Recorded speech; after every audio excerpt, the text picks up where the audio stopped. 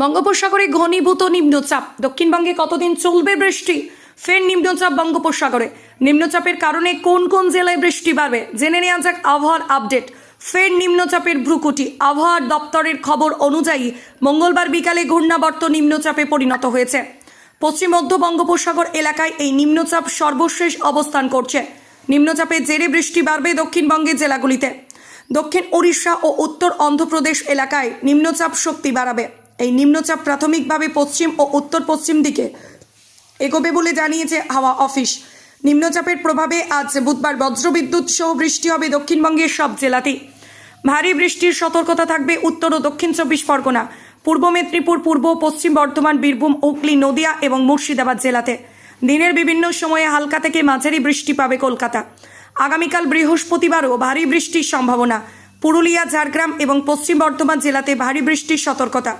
বাকি সব জেলাতেই বজ্রবিদ্যুৎ সহ বৃষ্টির সম্ভাবনা থাকবে। হালকা থেকে মাঝারি বৃষ্টি হতে পারে। বজ্রবিদ্যুৎ সহ বৃষ্টির সম্ভাবনা বেশি থাকবে পুরুলিয়া, ঝাড়গ্রাম, বাঁকুড়া, পূর্ব পশ্চিম মেদিনীপুর, দক্ষিণ 24 পরগনা, বীরভূম এবং পশ্চিম বর্ধমান জেলাতে। নতুন করে ভারী বৃষ্টিপাতের কারণে দুর্ভোগ বাড়তে পারে উত্তরবঙ্গে। দার্জিলিং থেকে মালদার সব জেলাতেই বজ্রবিদ্যুৎ সহ বৃষ্টির সম্ভাবনা। শুক্রবার পর্যন্ত কোথাও ভারী, কোথাও অতি ভারী বৃষ্টির সতর্কতা। আজ বুধবার সব জেলাতেই বজ্রবিদ্যুৎ সহ বৃষ্টির সম্ভাবনা। ভারী বৃষ্টির সতর্কতা থাকবে দার্জিলিং, জলপাইগুড়ি, আলিপুরদুয়ার জেলাতে। কাল বৃহস্পতিবার ভারী থেকে অতি ভারী বৃষ্টির সম্ভাবনা বাড়বে। দার্জিলিং, কালিম্পং, জলপাইগুড়ি, আলিপুরদুয়ার জেলায় অতি ভারী বৃষ্টির সতর্কতা। ভারী বৃষ্টির সম্ভাবনা থাকবে কোচবিহার এবং উত্তর দিনাজপুর জেলাতে।